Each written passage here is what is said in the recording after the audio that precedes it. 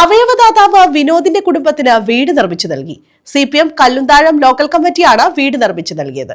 2022 ജനുവരി 4 നടന്ന വാഹനാപകടത്തെ തുടർന്ന് മസ്തിഷ്ക മരണം സംഭവിച്ച വിനോദിന്റെ കൈ ഉൾപ്പെടെ 8 അവയവങ്ങൾ 7 പേർക്കായി ദാനം ചെയ്യുകയായിരുന്നു.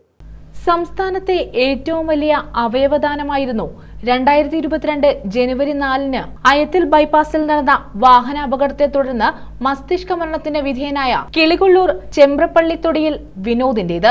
വാടക വീട്ടിൽ കഴിഞ്ഞിരുന്ന നിരാലംബരായ വിനോദിന്റെ ഭാര്യ സുജാതയും പെൺമക്കളും തന്റെ ഭർത്താവിന്റെ കൈ ഉൾപ്പെടെ 8 അവയവങ്ങൾ 7 പേർക്കായി ദാനം നൽകി.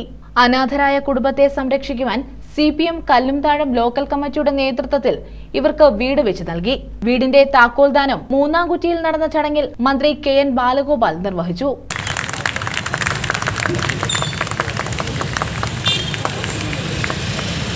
CPM ജില്ലാ സെക്രട്ടറി S ജയമോഹൻ മുഖ്യപ്രഭാഷണം നടത്തി.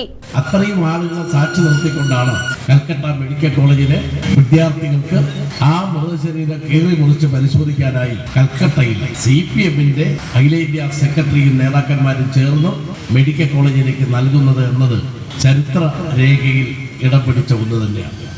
ജില്ലാ സെക്രട്ടേറിയറ്റ് അംഗം എക്സേണിസ്റ്റ് രക്ഷാധികാരി S Prasad, chairman R Sujith, convener S Suresh, local committee secretary N Sasidharan തുടങ്ങിയവർ പങ്കെടുത്തു. News bureau, Kundara.